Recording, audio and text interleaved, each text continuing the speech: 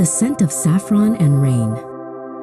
In a village where the wind always tasted of salt and sun, Amira was known as a blender of souls.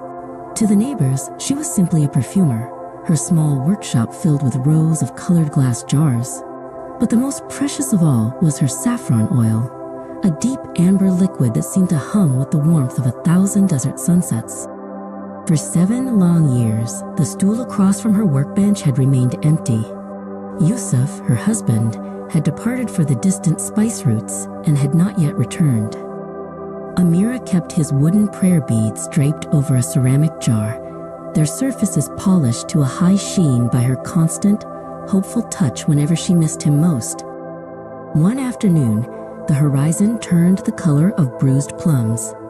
A Khamsin, a fierce and sudden sandstorm, began to howl through the narrow streets of the village. Amira rushed to bolt the heavy wooden shutters, the grit of the desert already scratching against the glass like thousands of tiny fingers. Through the roar of the wind, a rhythmic thudding echoed against her door. When she pulled back the heavy iron latch, a tall figure stepped inside, cloaked in a heavy, sand-dusted robe.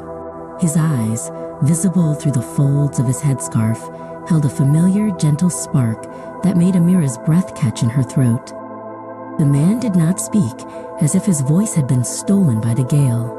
He reached into the deep folds of his cloak and produced a tiny, shimmering vial that seemed to glow from within. He placed it gently into Amira's open hand.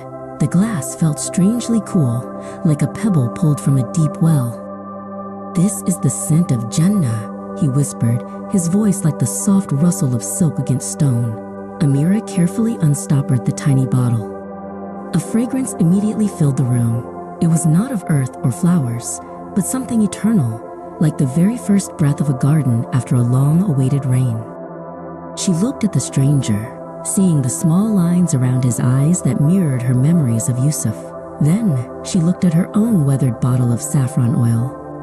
She uncorked it, and the sharp, earthy aroma of her own life, the sweat of labor, the salt of tears, and the heat of the kitchen, met the celestial scent of the vial.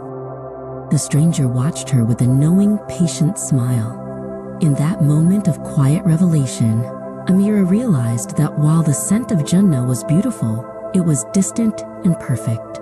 Her own saffron oil was the essence of her love for Yusuf, a scent that had been aged and deepened by every year she had spent waiting for him.